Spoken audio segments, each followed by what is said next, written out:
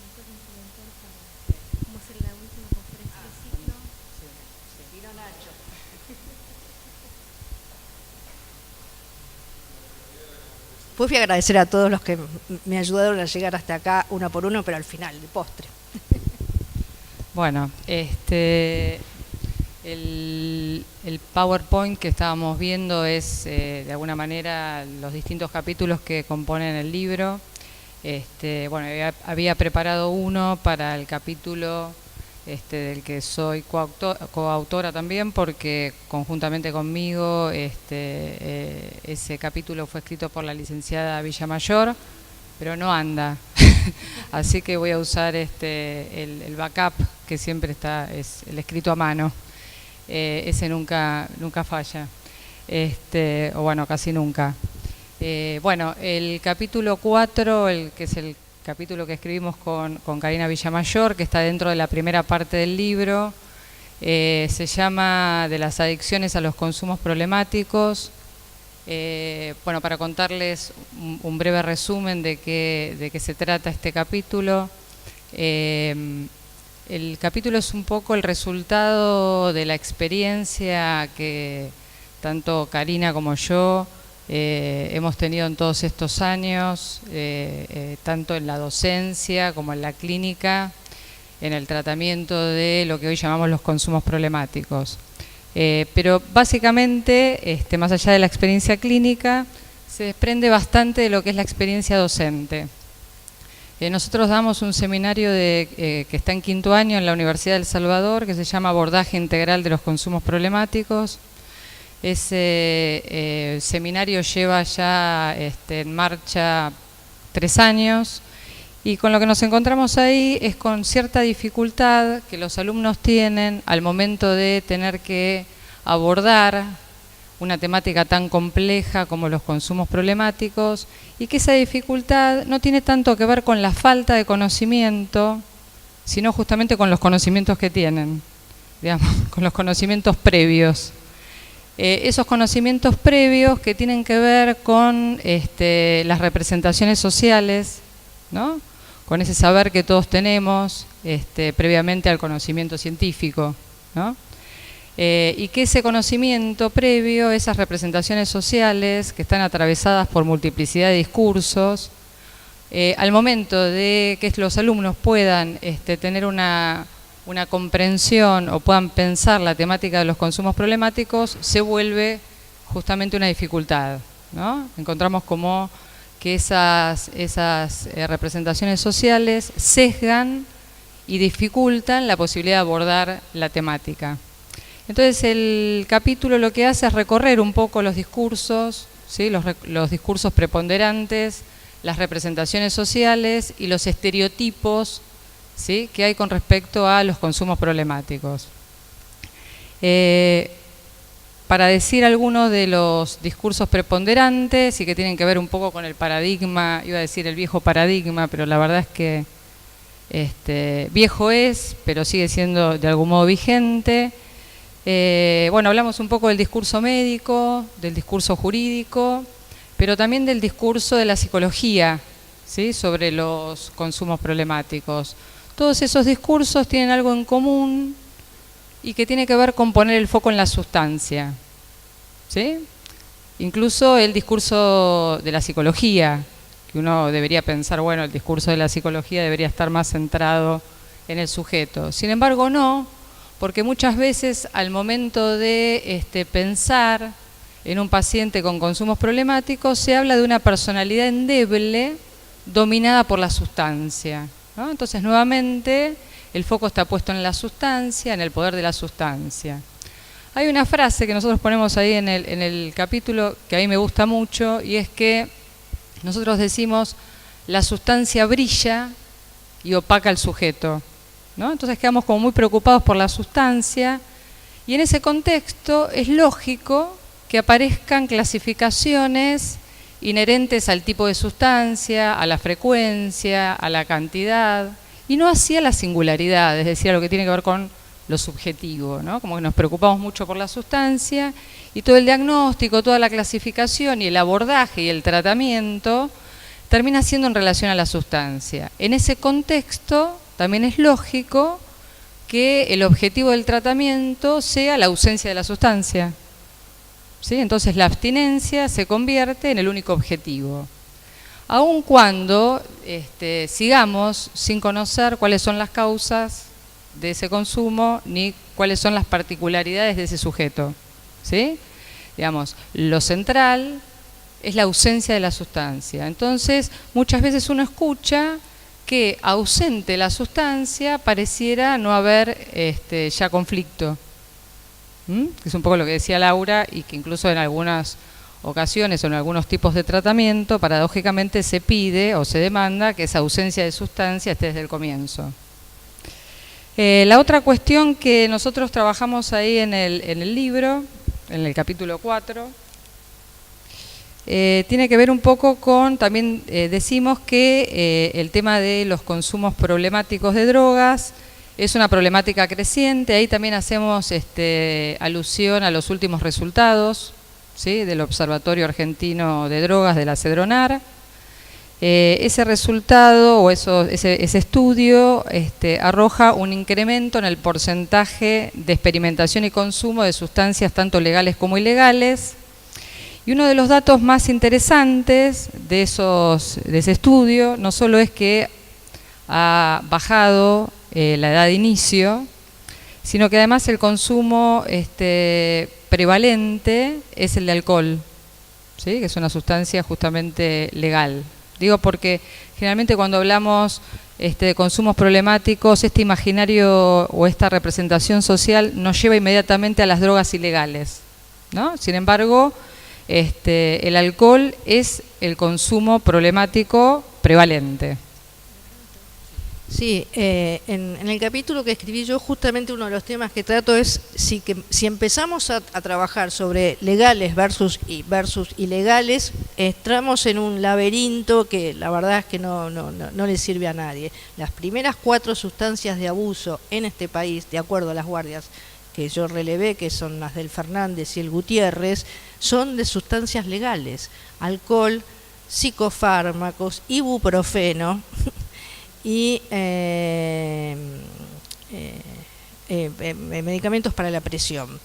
Tiene que ver también con el momento sociopolítico que se vive, digamos, y me decían en el Hospital Fernández que tienen la misma franja etaria entre 35 y 50 y mujeres que corresponde más o menos, según la propia epidemiología de ellos, al 2001. Saquen sus propias conclusiones. Y en el Gutiérrez lo que me decían es que había muchos chiquitos llevados a las guardias por intoxicación de benzodiazepina. ¿Por qué pasa eso? Porque los adultos estamos utilizando a piacere benzodiazepinas. Y como yo insisto mucho con esto, que la sustancia de inicio es la que está en casa, en la heladera, en la cartera de la madre, en el bolsillo del padre, digamos, en el botiquín familiar o en la mesa de luz. Muchos chiquitos meten la cartera, como les pasará a muchos de ustedes, tengan hijos o sobrinos o nietos, lo que sea, que los chicos meten la mano en la cartera de las mamás y antes se encontraban con una pila o una moneda, o, digamos, si se la llevaban a la boca, y ahora lo que se están llevando a la boca son benzodiazepinas. La guardia del Gutiérrez ha aumentado muchísimo este año la cantidad de chicos intoxicados con benzodiazepina, y como son pediatras, empezaron a preguntar de dónde la sacan. La sacan de la cartera de la mamá. En los adolescentes lo sacan, la vieja historia de las pastillas del abuelo, digamos, que también hay una banda, digamos. Estas cosas suceden. Sí, pensaba también en que está bastante a la mano, hablando del alcohol, en la mesa de todos los días, ¿no? Bueno, pero pareciera que tomar en casa está bien, y afuera a veces no tan bien. Bueno, el problema con el consumo de alcohol, además de esto que decíamos, que en los últimos estudios es el consumo problemático prevalente, es que es un consumo que está naturalizado. Entonces se hace muy difícil que sea discernido como una problemática. Entonces, al mismo, digamos, si no se discierne como una problemática, tampoco es posible, digamos, o tan accesible el tratamiento, ¿sí? Por abuso de alcohol. Otra de las cuestiones que nosotros planteamos en el texto es un avance, ¿sí?, que se logra a partir del cambio de denominación. ¿sí?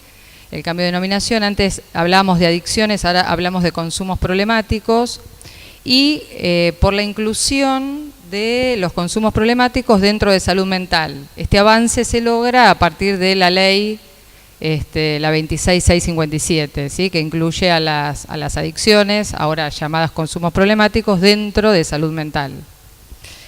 Ese fue un paso importante para hacia lo que nosotros pensamos como objetivo, como horizonte, sería una desestigmatización de la problemática, ¿sí? Un poco retomando lo que les decía al principio, que es lo que nosotros encontramos al momento de trabajar con los alumnos como primera dificultad, ¿no? Que tiene que ver con esos estereotipos, con esas estigmatizaciones de la problemática. Entonces, el haber incluido a las adicciones dentro de salud mental y al haber cambiado la nominación implica en ese sentido un avance, ¿sí?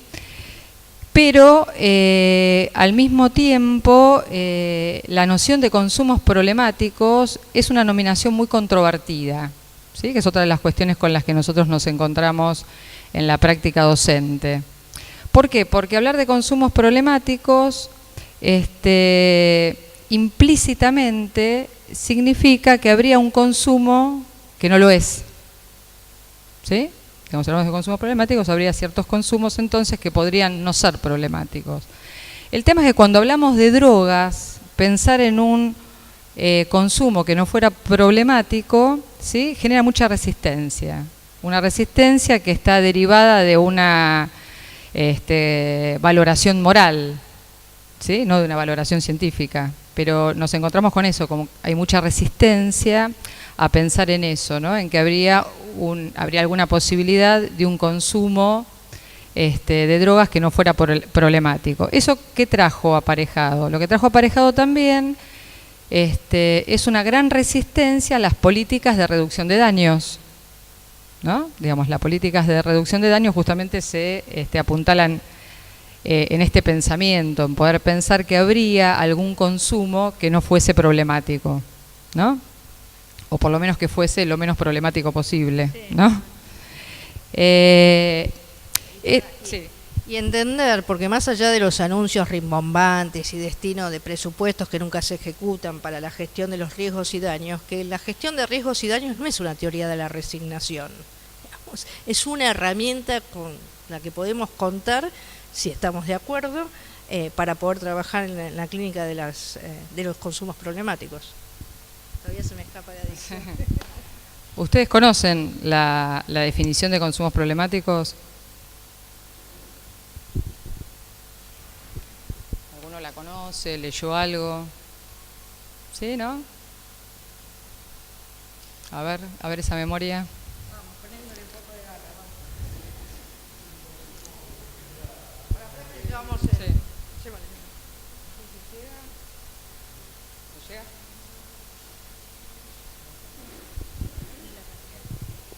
Que es la ingestión de sustancias que le generan cosas negativas que pueden ser en sustancia o no sustancia, que eso es consumo problemático, pueden estar relacionados con otras cosas, con compras, con la comida, con muchas cosas que sean consumo también. Y no solamente la cantidad y la duración en el tiempo, puede ser una cantidad única. Vení, acércate porque... Sí, dale. Así,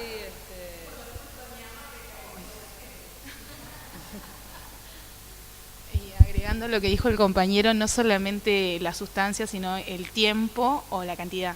Puede ser un único consumo en una cantidad significativa o consumos pequeños a lo largo del tiempo. Muy bien. ¿Alguien más que se anima a decir algo sobre la definición de consumos problemáticos? Bueno, está muy bien. La definición de consumos problemáticos con la que le taladramos la cabeza a los alumnos y se las hacemos repetir, a pesar de eso, siempre falta una parte de esa definición de consumos problemáticos. Es cierto, la definición dice se trata de un consumo o comportamiento que, mediando o no sustancia alguna, ese ya es el primer paso, la sustancia dejó de ser el foco, ¿sí?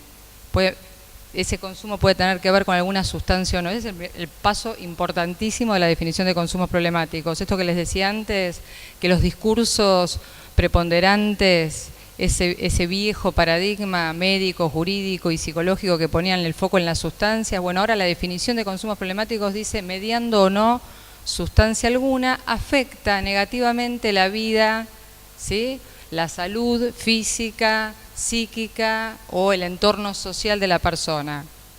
¿Pero qué dice además? Dice, ese comportamiento tiene que ser diagnosticado como compulsivo por un profesional de la salud. ¿Sí?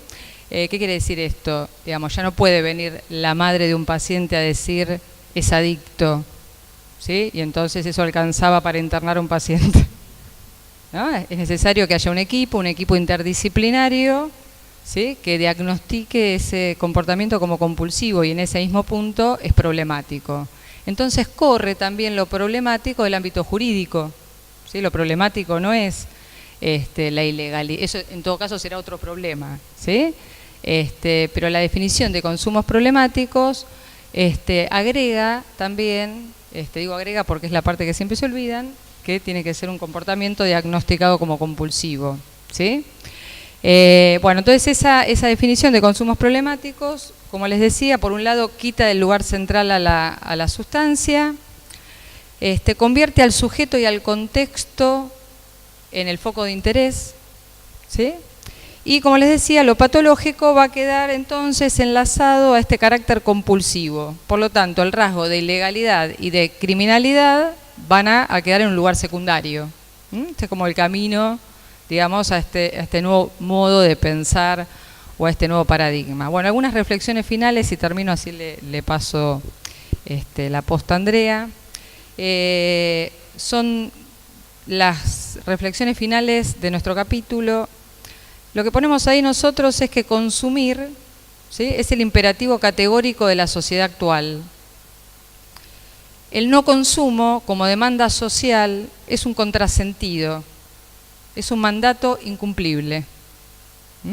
A pesar de eso se exige, como diría Freud, cuando habla del programa del principio del placer. La otra reflexión es que nosotros pensamos que es a partir de una desnaturalización y una deconstrucción, que es una palabra, vieron que está muy de moda, de los discursos y de los imaginarios sociales y de esos estereotipos, ¿sí?, es que a partir de esa desnaturalización y de esa construcción, solo a partir de ahí sería posible pensar una ética de los consumos problemáticos, ¿sí? Digamos, se los dejo, digamos, como para pensar. Bueno, gracias. Una cosa antes que empiece André, a ver, las sustancias tienen propiedades psicoactivas más allá de este estatus legal, digamos. Puede ser un geniol, bueno, puede ser un chocolate, puede ser una copa de vino o muchas, digamos. No tiene que ver, digamos, con el estatus legal. Y las sustancias, y esto lo reitero casi hasta el hartazgo, son cosas inertes que no piden ser ni usadas, ni abusadas, ni que dependamos de ellas. Somos los sujetos que por personales y peculiares razones nos acercamos y hacemos un uso problemático o no de aquellas sustancias. Y esto es lo problemático, ¿sí?, la relación que establecemos con las sustancias. Y después lo problemático va a ser cómo hacemos para dejar de tener un consumo problemático. Sí, con respecto a eso pensaba, hay un libro seguramente lo habrán leído, de Le Poulighet, que dice que en realidad el límite entre el remedio, que una sustancia pueda ser un remedio o pueda ser un veneno, es la prescripción médica, ¿no? Entonces, en realidad lo importante cuando nosotros pensamos qué significa un consumo problemático, es cuando ese consumo se ha vuelto un problema, digamos, para esa persona, ¿sí?, independientemente de si tiene una receta o no. Digo, alguien que no puede dormir sin tomar una pastilla tiene un problema, ¿sí? A mí, un paciente me acuerdo que me dijo, me había quedado dormido y me acordé que no había tomado la pastilla y me levanté para tomarla, ¿no? Bueno, Sí, y otra aclaración. A veces, ahora yo se lo voy a dar. A veces una gota de agua, si estamos en el desierto, nos puede salvar la vida, pero si nos estamos ahogando nos puede matar. Bueno, con las sustancias puede pasar lo mismo. ¿Lo agarro? Sí, agarrarlo porque si no empiezo a, si no empiezo a cantar y es peor, ¿eh? Bien, está... Es parte del complot. Esto es un complot. Bueno, seguramente algunas de las cosas que ya contaron mis compañeras se las voy a volver a contar. Digamos, ¿qué me interesó el libro? A pesar de que yo escribo ahí, estoy pensando este libro como, ¿cómo hago para contarles de un libro que me interesaría que lean? ¿Sí? El libro abre la puerta, digamos, en el prólogo, con una cita al porvenir de la ilusión. Y sigue, con Laura, con los fracasos. Ya para empezar, por lo menos para mí, tiene un interés. Ya quiero leerlo. Digo, el porvenir de la ilusión y el fracaso. Vamos por ahí. Cada tema que toma el libro, yo pensé que ibas a pasar en el Power con todos los capítulos, con lo cual ellos no los conocen. Sí, no, igualmente, no importa, después o los vas pasando si querés. Cada uno de los temas que toma el libro, imagínense una torta y esto corta, llega hasta el fondo y uno puede tener, digamos, una rebanada con un montón de cuestiones ahí muy laberínticas de cada tema, ¿sí? Un recorrido histórico sobre el fenómeno de la droga y los fracasos del consumo, como contaba Laura y como contaba también la compañera, los estigmas, las representaciones sociales y las políticas que le dan cuerpo a esas representaciones o se lo quitan, ¿sí? La política, como dijo Laura, está soldada a este tema y en realidad está soldada a casi todos los temas que hacen a la vida del ciudadano, a pesar de que muchas veces parece que la política hay que correrla para hablar de temas que son importantes. La política tiene que estar metida en todo lo que hace a la salud, si no, no podemos hacer salud, y menos salud pública. Algunos mitos sobre las sustancias de inicio que decía Laura, que están en cualquier botiquín. Algo que se escuchó mucho, sobre todo en los 90, ¿no? Que la adicción es una identidad, que es una forma de ser. El adicto tiene algo estructurado en relación a eso. Y me parece interesante el planteo de que no es una forma de ser, sino que es el momento en la vida de una persona. A esto apuesta, digamos, varias de las cuestiones que están en este libro. Todos estamos enfermos hoy, ¿no? Digamos, el tiempo actual, de hecho, gastamos un montón de dinero en una prepaga. Digamos, supone que estamos enfermos. Por eso esto que contaba Laura, de que la vida cotidiana está medicalizada, es algo que está renaturalizado para todos. La publicidad de medicamentos. Sí. Y no solo de medicamentos, sino, por ejemplo, de bebidas, ¿no? Si estás muy caído, puedes tomar tal cosa que te levanta, a tal otra que te baja un poquito, porque si estás, digamos, todo parece que es no lo que te permite subir y bajar, con algo que puede ser aportado. Por supuesto que también te dicen que es natural, ¿no? Para cada dolencia hay un remedio, es el primer consumo legal al que asistimos. Todo tiene algo que se puede tomar para que no pase otra cosa o para que ocurra tal otra. El capítulo que yo escribo tiene que ver con la adolescencia.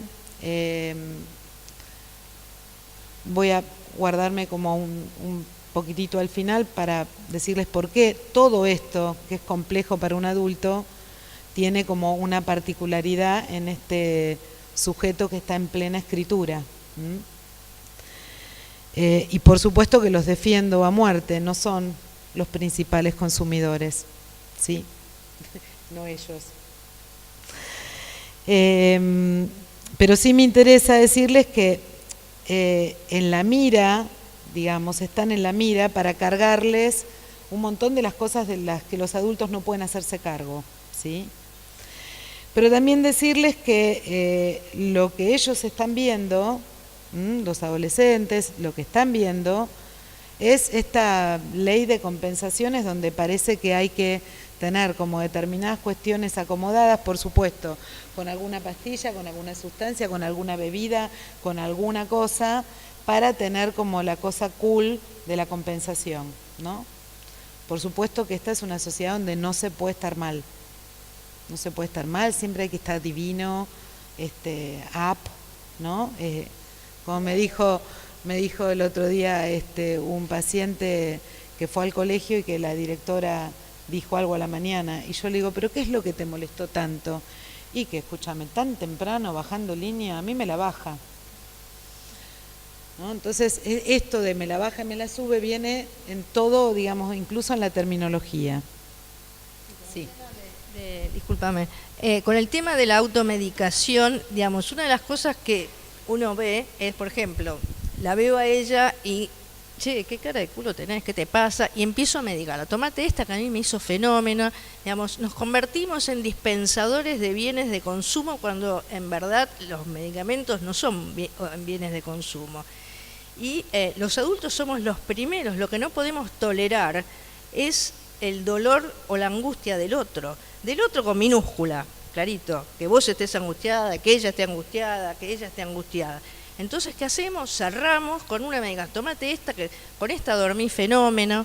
Digamos, Carlos Damín cuenta que un día se tomó un taxi y estaba con su guardapolvo para ir al Hospital Fernández, donde es director del servicio de toxicología, y que hizo un movimiento raro para subir al taxi, y el taxista le dice, tómese esto que le va a hacer fenómeno, porque, digamos, el taxista le estaba indicando, bueno, no sabía quién era el que subía, digamos, que resolviera su problema de cintura con un analgésico, digamos, con total naturalidad. Y la gente cree que los analgésicos, el ibuprofeno, no tienen ninguna consecuencia. Cualquier sustancia que entra en el cuerpo tiene efectos adversos y contraindicaciones, sea legal o ilegal. Y esto parece que solo corre cuando la sustancia es ilegal. Y no es así.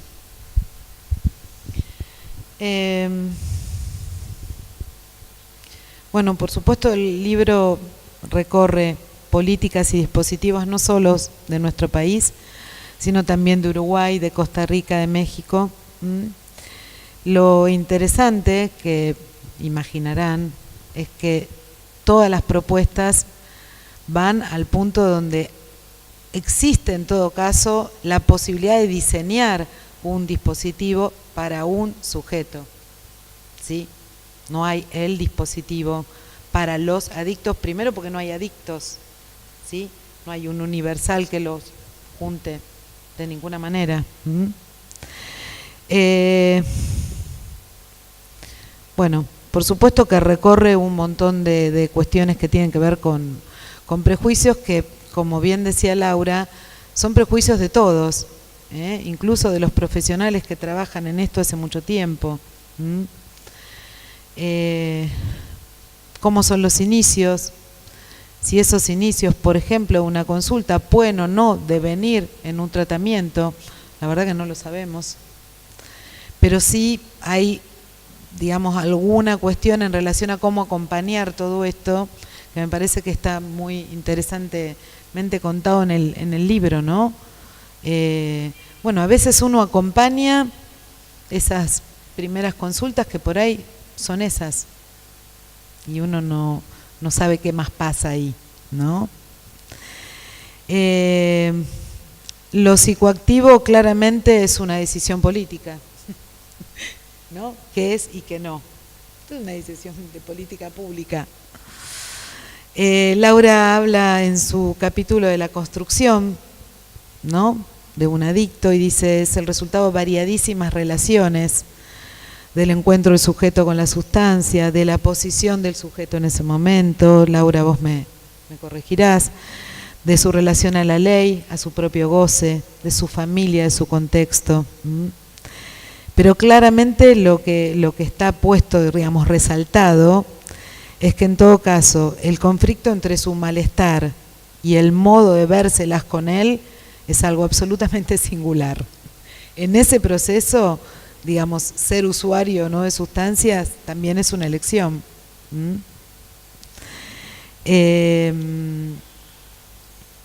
Bueno, el acento claramente en el sujeto, el escuchar sin estigma, y vuelvo a decir, esto no es que es para el común de la gente, también es para nosotros, ¿sí?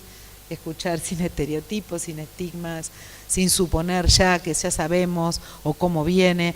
Pero bueno, ¿qué droga consume? Tal droga, bueno, ¿no? Como si ya uno ahí supiera algo, digo, no sabe nada. El dolor de existir se manifiesta en la aflicción de los sujetos y su relación a los apaciguadores efímeros. Esto lo plantea Laura, que yo le puse un nombrecito que es EPEI, es el objeto nuevo de este libro, que es efímero, provisorio, exigente e ineficaz. ¿Sí?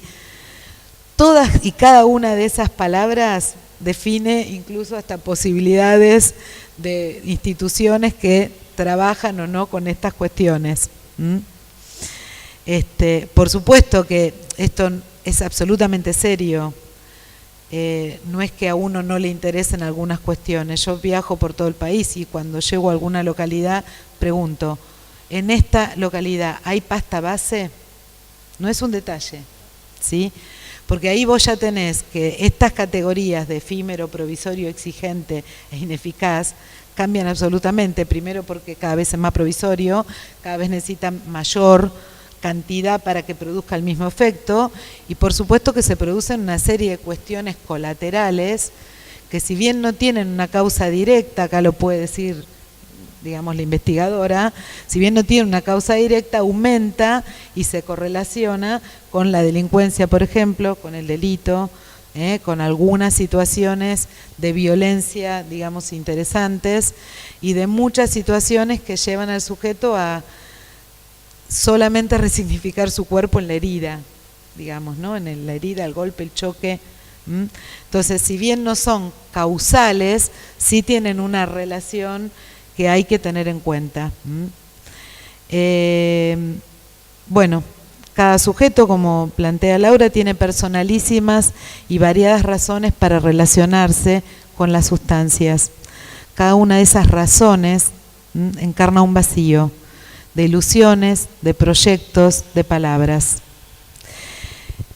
Digo, me atrevería a decirles que este libro, con ese título, nunca me gustó el título, ya se lo dije a Laura, no lo decidimos nosotros. Podría decirles que este libro, contrariamente a lo que dice su título, es un libro que nos habla del camino, de los recorridos de un sujeto en la búsqueda de su libertad y de los avatares que encuentra en esa búsqueda, en las distintas variaciones, ¿no? Que puede ir, en alguna que puede ir eligiendo, en algunas que cada vez se ve más cercenado. Laura nos invita a pensar la clínica como un GPS, digo, ¿por qué no también las políticas públicas?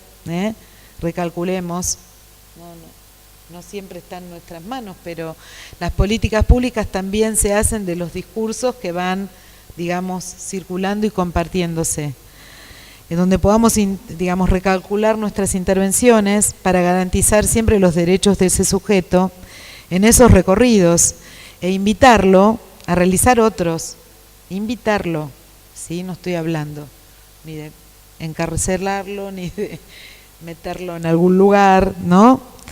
Libre de drogas, no de deseos. Esto está planteado en este corte que les digo que me parece que va bien profundo de este tema. Bueno, por supuesto que todas estas representaciones sociales escandalizan algunas, ¿no?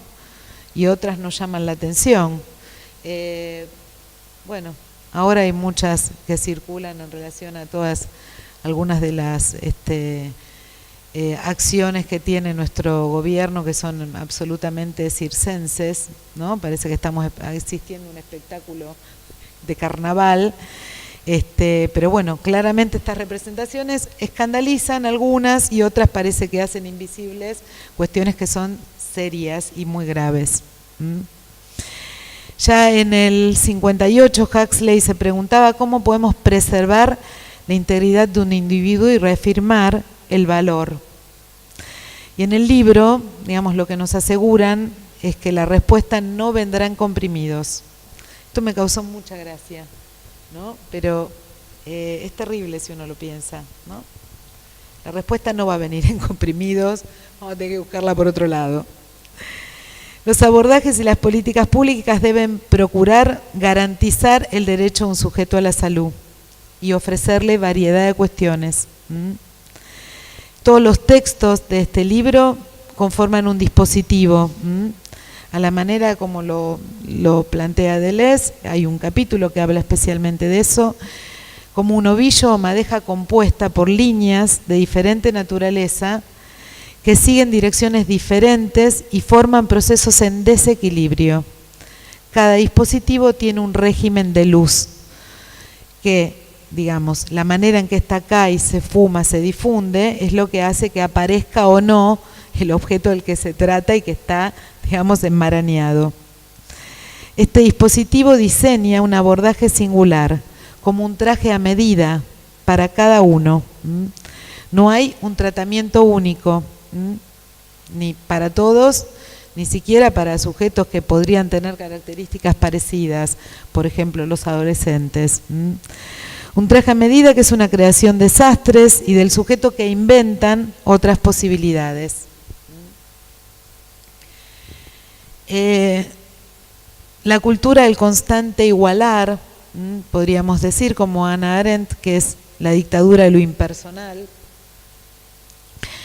es un sistema en el que nadie entiende, cree y nadie responde. Yo cuando intento, digamos, explicar de qué se trata esta dictadura de lo impersonal, hago una pregunta muy simple y que todo el mundo alguna vez pasó por ahí. Les pregunto si alguna vez hicieron alguna consulta por un teléfono, por un problema de telefonía celular. Entonces se dirigieron a algún local de Movistar, Personal o Claro, y no tengo sponsors, los nombré, pues son los conocidos. Sí, estaba pensando en eso, digo, vamos a hablar, no nos van a, cuando siga no van a querer.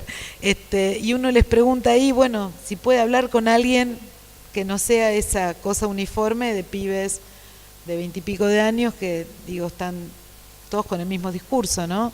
Bueno, pero ¿hay algún supervisor que me pueda atender? No. ¿Y hay algún jefe? Y una vez uno me dijo, no lo conocemos. Yo dije, bueno, el emperador de la China, ¿no? Si estaba o no, interesante, era una visión. Bueno, nadie responde en este sistema. El poder ya no le pertenece al sujeto, ¿sí? Sino a la función. Es un sujeto de rendimiento, como también decía Sandra, abocado al éxito. No es libre, parece que es libre, pero no es libre, se explota a sí mismo. Con entera libertad, por supuesto, ¿no? El inocente tú puedes es mucho peor que el tú debes. Y durante años pensamos que el tú debes era terrible. El tú puedes, el seguir participando, es mucho más alienante. Ya estoy terminando, no se asusten. No todos los usuarios devienen en adictos, parece algo que sabemos todos, sin embargo no siempre los tratamientos ni las políticas se conducen de esa manera. Parece que el adicto va a ser adicto siempre. Este libro intenta rescatar la dignidad de la herejía, herejía como elección, como una figura de la resistencia de ese constante todo igual. Cada sujeto puede elegir sus recorridos y no necesariamente van a ser problemáticos. Este libro subraya una ética que preserva al sujeto del reduccionismo al que lo someten los procedimientos que él mismo ha ideado. Se explota a sí mismo con entera libertad. Si todavía no tenés ganas de leer el libro, si con todo esto que te contamos no te dio ganas, te cuento que este libro me recordó algo que muy bellamente dice Simone Weil, que hay necesidades que no debemos olvidar. Dice: el honor, el respeto, la seguridad y la verdad.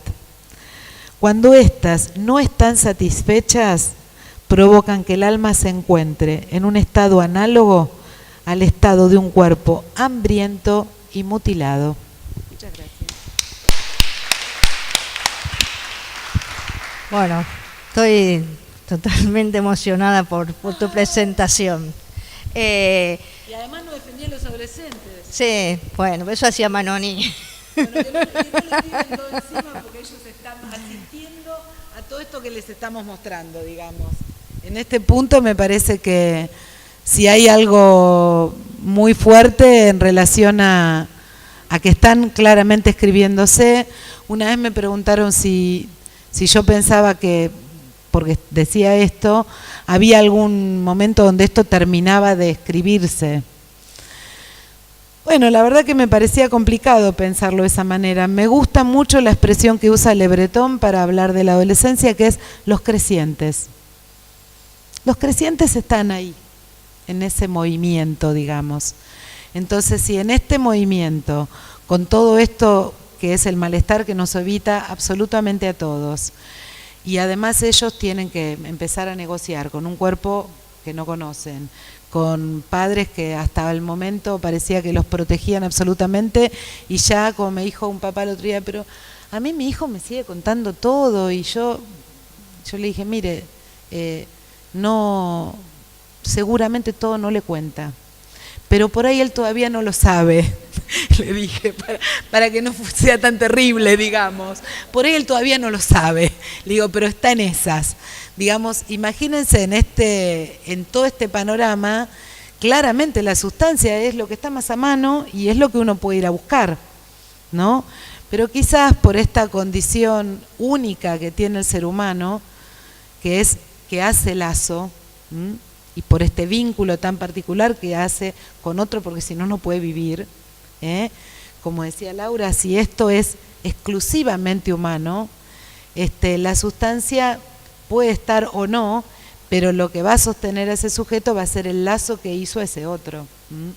Por supuesto que muchas veces la sustancia puede ser un otro también, pero bueno, eso será motivo de otro día.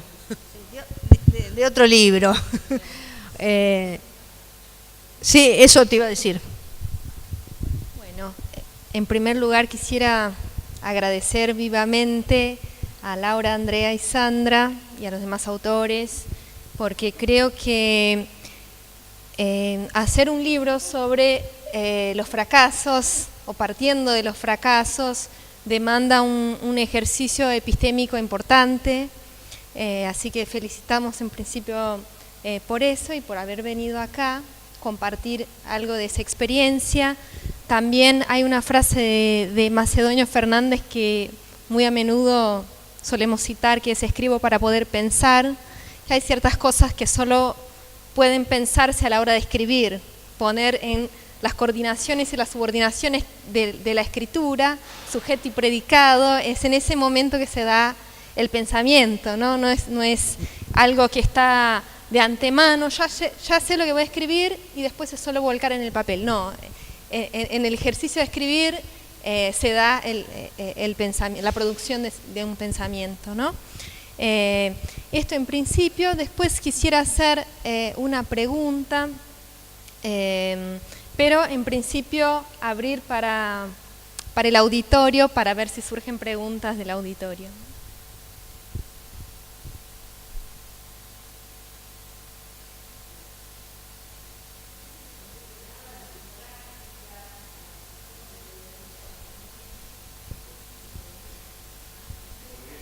¿Puedes acercarte para hablar en el micrófono?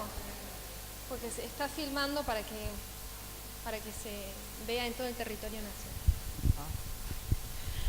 nacional. No preguntas, porque me parece que es bastante lo que hay. Lo que sí, estoy muy de acuerdo con que cada tratamiento tiene que ver con cada persona, más con los adolescentes, ¿no? De tener en cuenta el proceso evolutivo dentro de un mismo tratamiento, porque es un día a día, es un tiempo en tiempo, cuestiones que no se tienen mucho en cuenta en los dispositivos, ¿no? En todas las instituciones que se dedican a esto,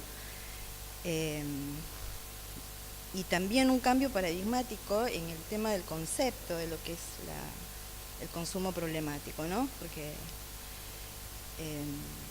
yo he trabajado en varias comunidades, en la última de mujeres, y ha sido mi experiencia desde un rango de 20 y pico en adelante, y después de un tiempo de 12, 13 en adelante, y el panorama es totalmente distinto, totalmente complejo, tanto para el equipo terapéutico como para las mismas pacientes.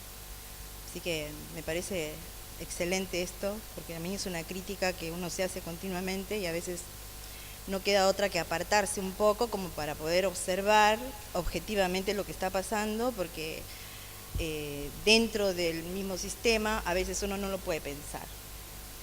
Es tanto lo que aparece que no está fuera a veces de la capacidad de apartarse para pensarlo desde otro lugar que tiene que ver con lo humano, más que con el mismo sistema, ¿no? Eso.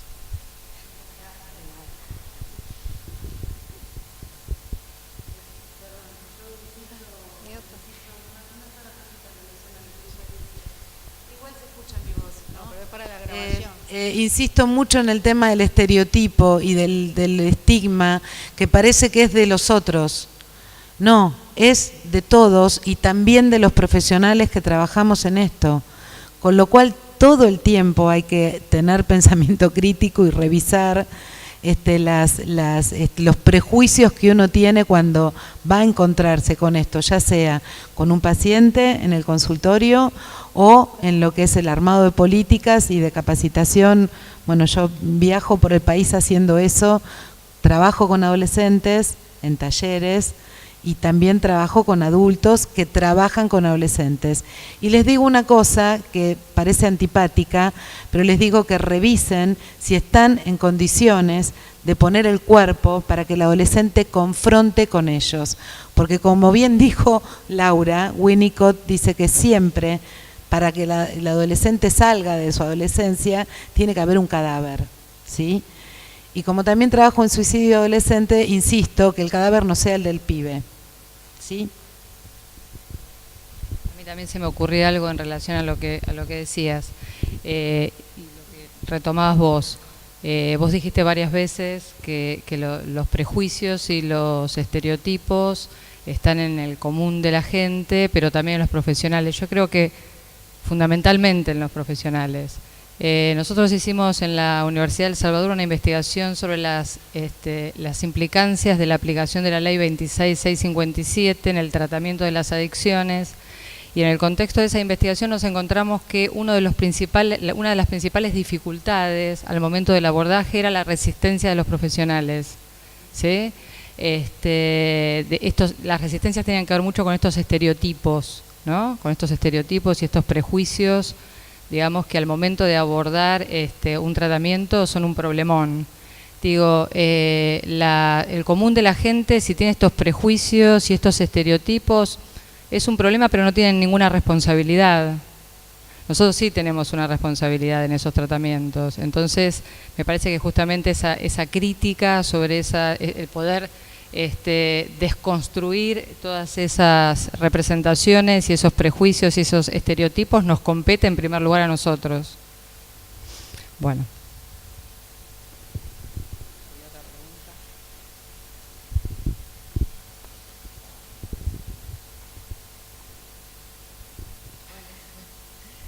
Bueno, primero felicitaciones por delegar un poco el narcisismo y hablar de los fracasos, ¿no? Que eso duele. Yo pensaba muchas cosas, se me ocurrían, pero como Elsa,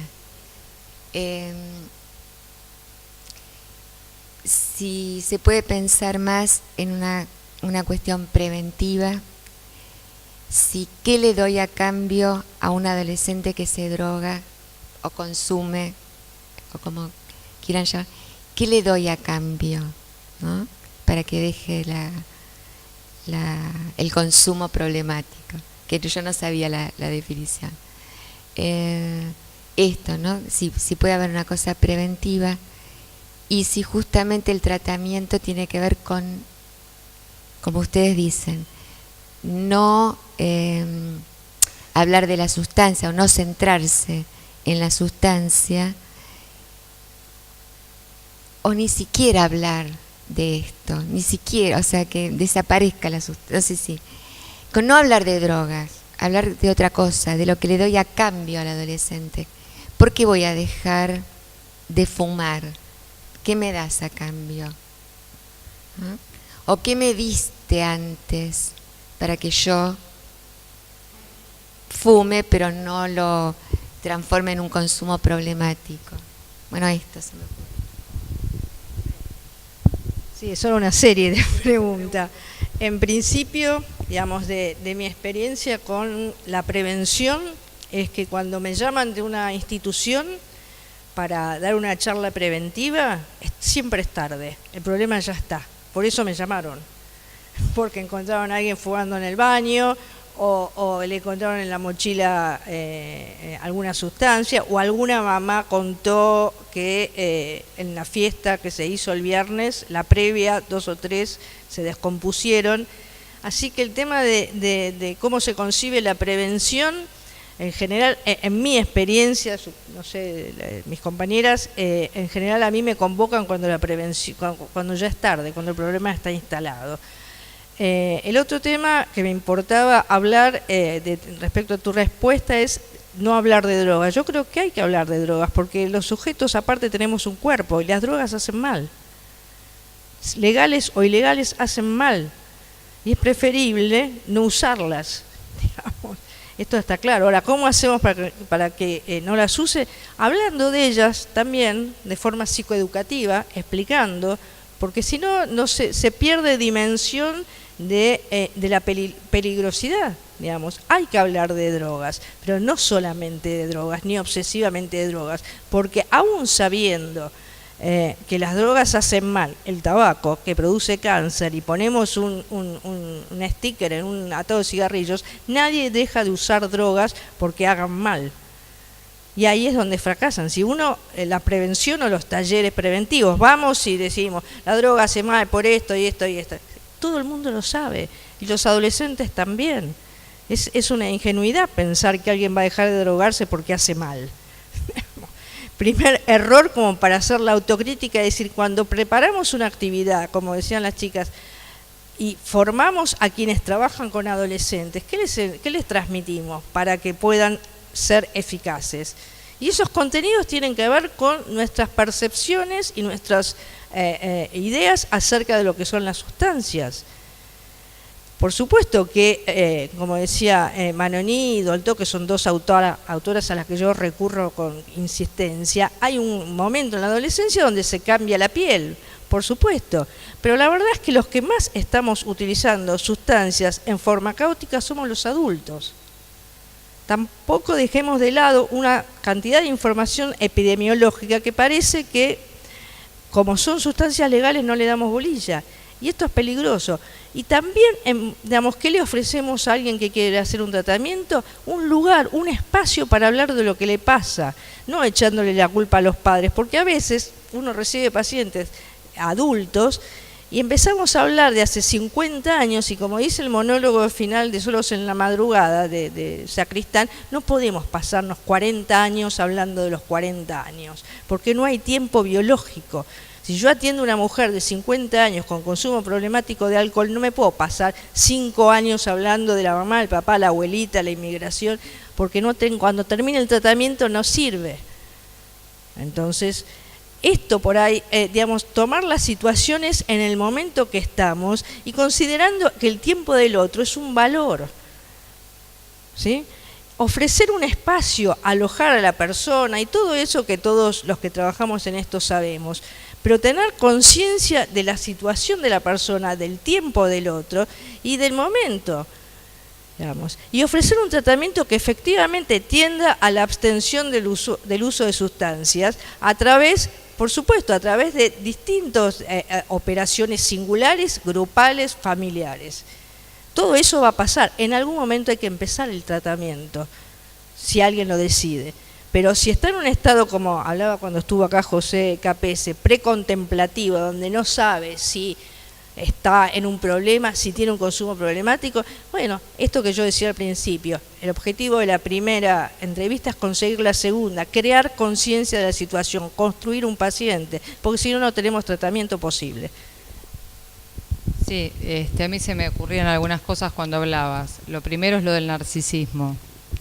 Creo que para abordar esta temática, claramente hay que tener como bastante trabajado el tema del narcisismo.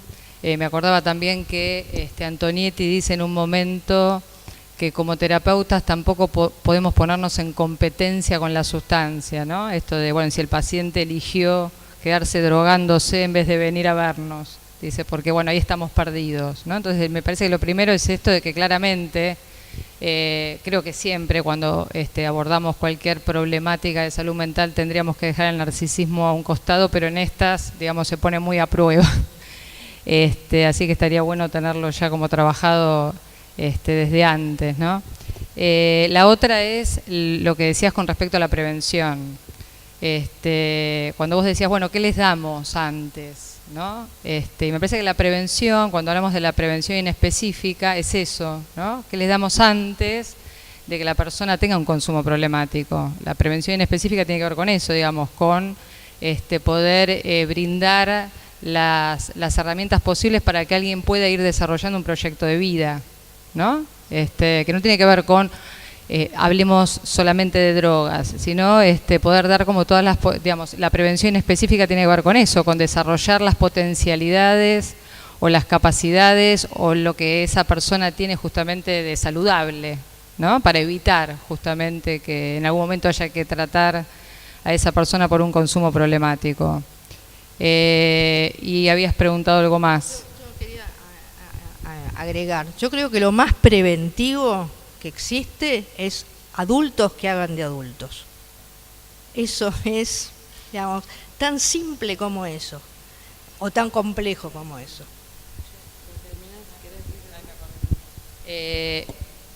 Sí, ¿qué decías?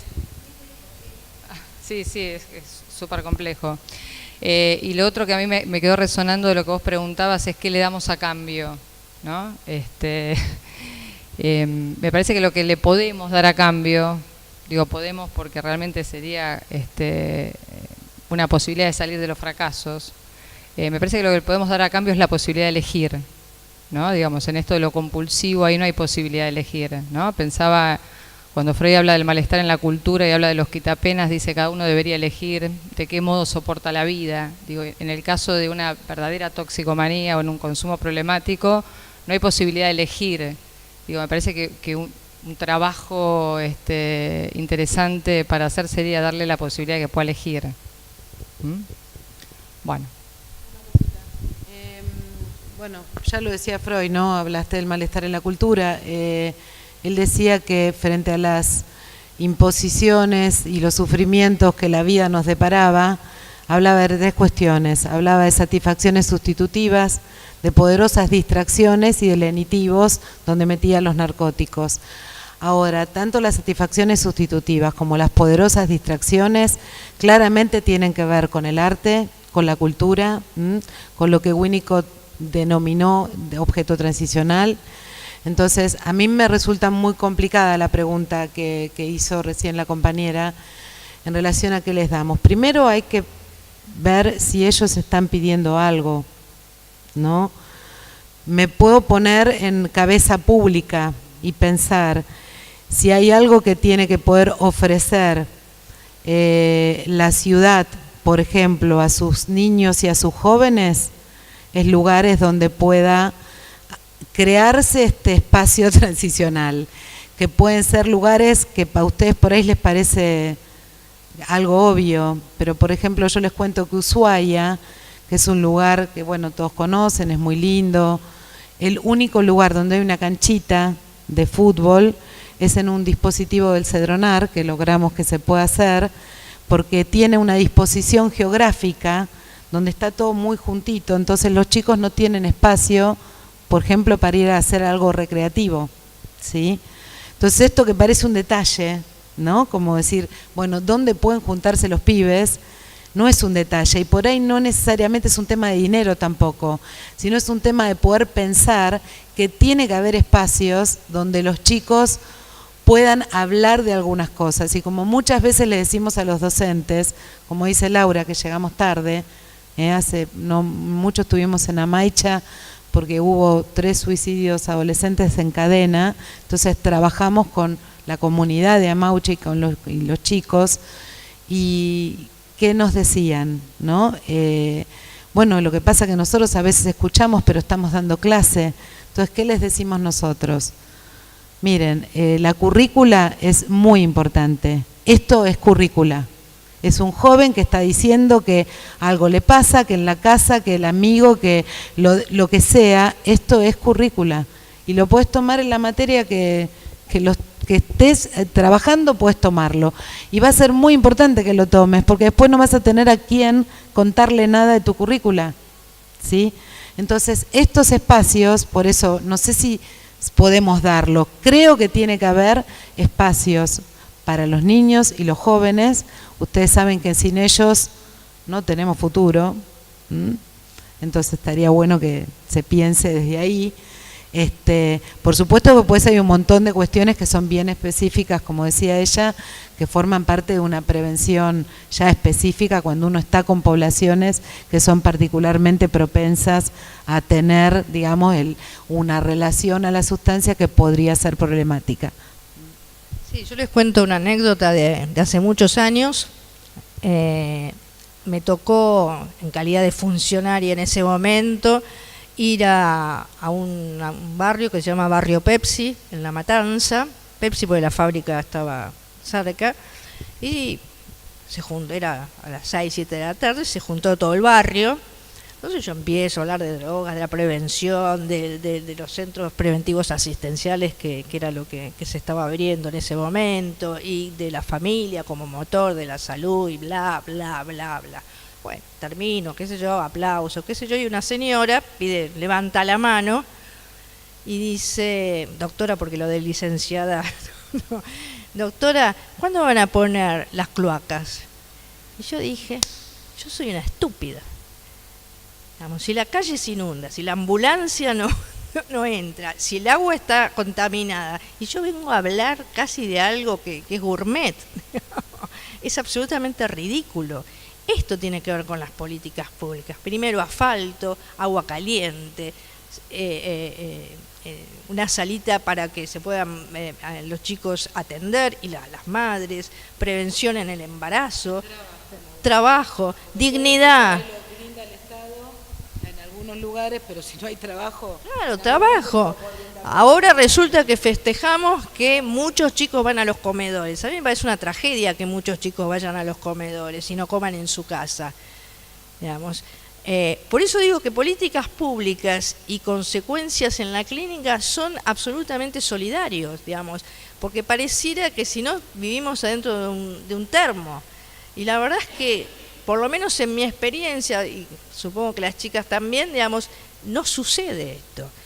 Las personas que nos vienen a ver en las instancias públicas, privadas, académicas, acá o afuera, digamos, tuve la oportunidad de viajar bastante y por razones de esta temática. La verdad es que una de las cosas que me pasó en un lugar, haciendo un taller en el Pacífico ecuatoriano, siempre la cuento porque, digamos, cómo uno piensa las cosas es parte del fracaso.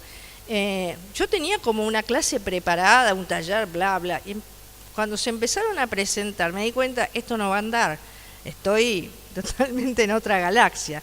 Hice una actividad grupal y les dije, cuéntenme cuáles son los 5 temas más importantes en su comunidad. Porque yo caía como una paracaidista en un lugar, a una universidad donde no conocía a nadie, no tenía la menor idea, y eran temas que yo los veía en una película.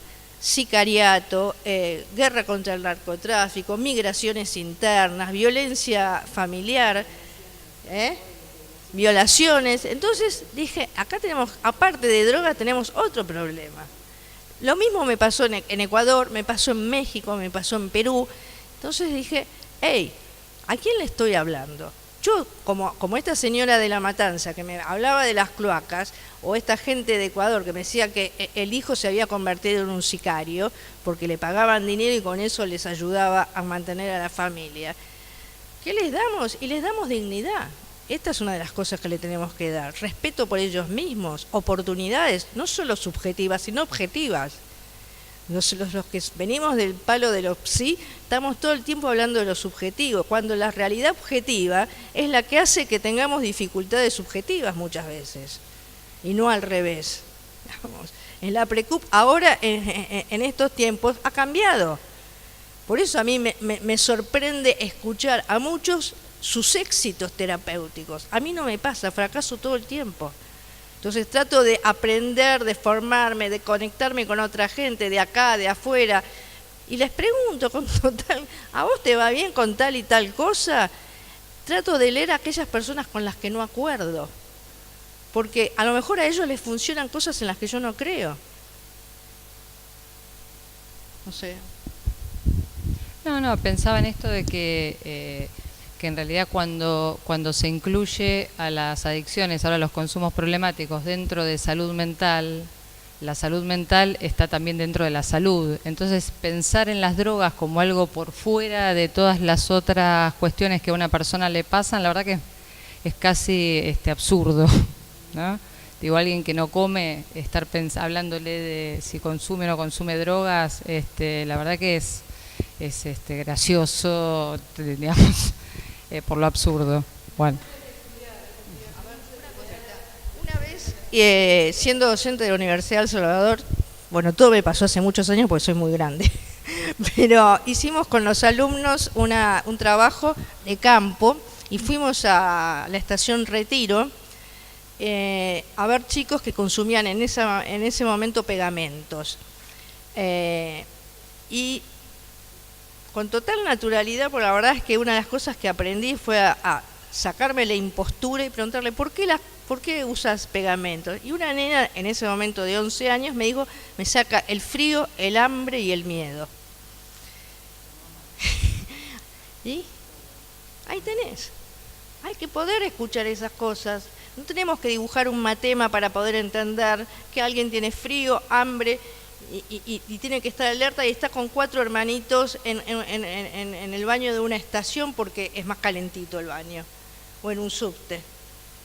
Estas cosas pasan en la clínica todos los días y parece que estamos más entretenidos con lo que nos explican muy teóricamente, en forma más elegante, mejor escrita, y cuando en realidad podemos ir a preguntarle a la gente.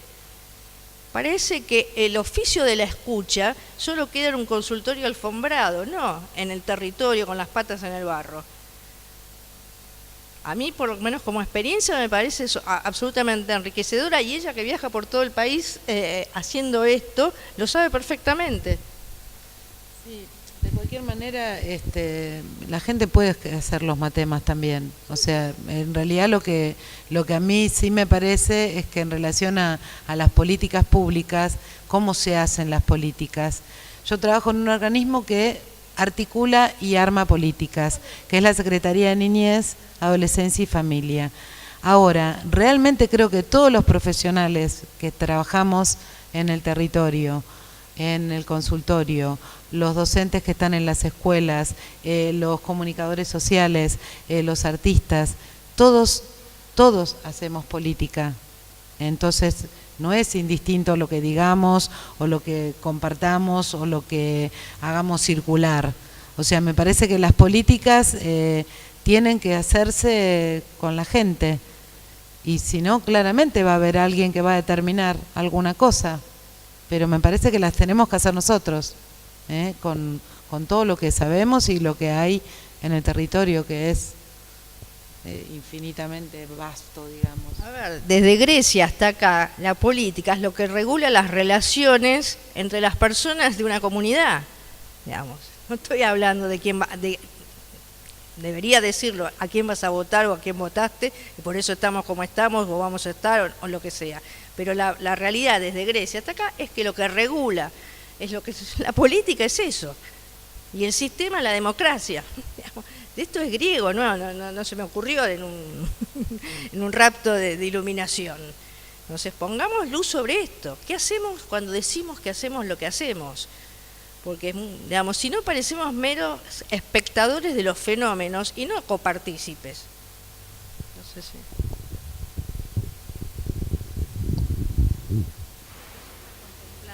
¿Iba a hacer alguna pregunta?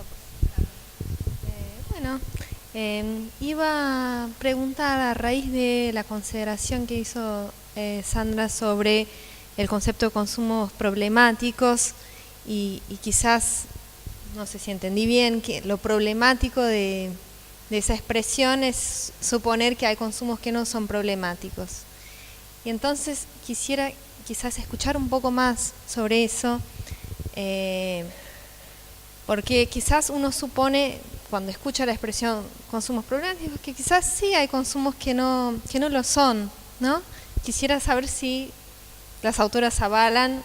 Yo entendí que sí, sobre todo también con la idea del farmacón, bueno, lo que mencionaron de Sylvie Le Plouchet, o sea, hay la sustancia puede ser un remedio o un veneno, dependiendo del modo. Entonces, entendí que sí, pero quizás la palabra misma consumo ya sea una palabra a problematizarse. Entonces... Sí, entendiste perfecto. Digo, lo que yo quería transmitir era eso, digamos, que digamos, lo controvertido de hablar de consumos problemáticos es que deja entrever que podría haber algún consumo que no lo fuese, ¿no? Y cuando ese consumo es de drogas, justamente por todas estas representaciones sociales y estos imaginarios sociales, lo que aparece ahí es cierta resistencia a pensar que podría haber algún consumo de drogas que no fuese problemático. Por eso es una nominación muy controvertida, ¿no? Y esto que decías, bueno, tal cual, me parece que lo que habría que problematizar es la palabra consumo, sobre todo en esto que decía de que es una sociedad que tiene el consumo como un imperativo categórico, ¿no? Pero bueno, parece como mucha resistencia a pensar en algún consumo de drogas que no fuese problemático. Me parece que hay toda una valoración ahí moral, digamos, que genera como bastantes dificultades con la nominación consumos problemáticos. Una cosa que escuchando y me olvidé de decir es que muchas veces cuando se encara tanto lo preventivo como lo asistencial, se deja de lado, se ignora o se desconoce la dimensión de placer que generan las sustancias. Digamos, adolescentes que consumen sustancias me han dicho infinidad de veces, dice, yo no consumo para pasarla mal. Ustedes creen que yo la paso mal. Y la verdad es que es cierto. Digamos, alguien que consume, por ejemplo, una droga sintética, una metanfetamina, un éxtasis, para ir a una fiesta, digamos, la consume porque cree que de ese modo la va a pasar bien. Y por ahí consume una vez al año, 3 veces al año, y no es un problema. Digamos, me parece que considerar no solo la dimensión del fracaso, sino otro tema, la dimensión del placer, nos va a abrir un universo de preguntas que me parece interesante. Sí, cuando vos hablás del farmacón, que es en función de eso también lo pensaba, digo, ahí también Antonietti, tomando un poco a Le Plouchet, plantea esa diferencia, ¿no? De cuando ese montaje, digamos, toxicómano está o al servicio de Eros o está al servicio de Tánatos, ¿no? Digamos, al servicio de Eros tiene más que ver con un uso recreativo, uno podría decir, de las drogas, ¿no? Que es muy distinto cuando eso está, digamos, en función de la pulsión de muerte, y es esto que decíamos de ese carácter compulsivo, ¿no? Que es necesario para poder definir un consumo como problemático. Entonces me parece que esa diferencia es importante, pero que por otro lado trae como bastantes resistencias. que es algo que trabajamos mucho con los adolescentes y con los que trabajan con adolescentes, que es el concepto de rancia, ¿no? De rancia y de vagancia, el vagabundear, digamos, del adolescente, que muchas veces es interpretado como algo, una característica para, digamos, acusarlo de un montón de cosas, por supuesto que siempre se le puede encargar sobre su espalda, pero me parece que en esa errancia hay mucho del, por ejemplo, el consumo que tienen los adolescentes, que es exploratorio y que no necesariamente va a devenir en un consumo problemático. Y esto es importante que ellos también lo sepan, que los chicos también sepan que, por ejemplo, piensan que alguno fumó marihuana, entonces ya va a fumar siempre marihuana. No sé si es que llegamos tarde, temprano o qué, pero nosotros cuando trabajamos en talleres con adolescentes hacemos también alguna representación. Digo, somos también así como medio payasos con mis compañeros, de algunas situaciones, por ejemplo, que proponen los chicos, que puede ser la salida de un boliche, alguna fiesta, alguna previa, alguna reunión. Entonces hacemos algunos tips, ¿no? Por ejemplo, que tomen un vaso de alcohol y uno de agua, parece una pavada. Bueno, hicimos una serie de tips, ¿no? Por ejemplo, un vaso de alcohol, uno de agua, qué pasa si uno se descompone y se desmaya, cómo lo tienen que poner, qué tienen que hacer, a quién tienen que llamar. Bueno, una serie de, como un curso de RCP rápido. Nos llamaron de Mendoza para contarnos que en función de eso, uno de los proyectos que había tenido Tupungato era hacer una campaña donde el gobierno provincial había aportado, digamos, fondos, y los chicos habían diseñado la publicidad. Una maravilla. Habían hecho las pulseritas de entrada a los boliches, ¿no? Que decía, tomate de mi mano, ¿no? En vez de tomate de mi mano. Habían hecho una serie de jueguitos en los teléfonos tipo gift, con caritas y muñequitos que decían que si tomabas y te subías a un auto chocabas, o que, digo, ¿no? Eso, y lo habían hecho los mismos pibes. Y la verdad que estamos, y yo estoy hinchando mucho para que se pueda hacer, digamos, siempre estoy hablando de adolescentes, que es en lo que estoy, digamos, que las campañas que se hagan para todas estas cuestiones tengan en cuenta absolutamente la opinión de los pibes. Que los jóvenes puedan, en grupos repartidos por líderes o por digamos, algunos que tienen, digamos, como más carisma que otros. Por eso en todos lados les digo que tienen que tener centro de estudiantes. Bueno, pero ¿cómo si somos poquitos alumnos? No importa, tienen que tener un centro de estudiantes. Entonces, esto, respondiendo a esto, ¿qué les damos? En principio, no sé si se los damos, pero tienen que aparecer todos estos espacios donde ellos tengan representación, donde se pueda escuchar su voz, donde se pueda saber qué les pasa. Porque entonces, por ahí, antes de ir corriendo a un narcótico, por ahí se pueden encontrar con alguien, digamos, si les puede pasar otra cosa.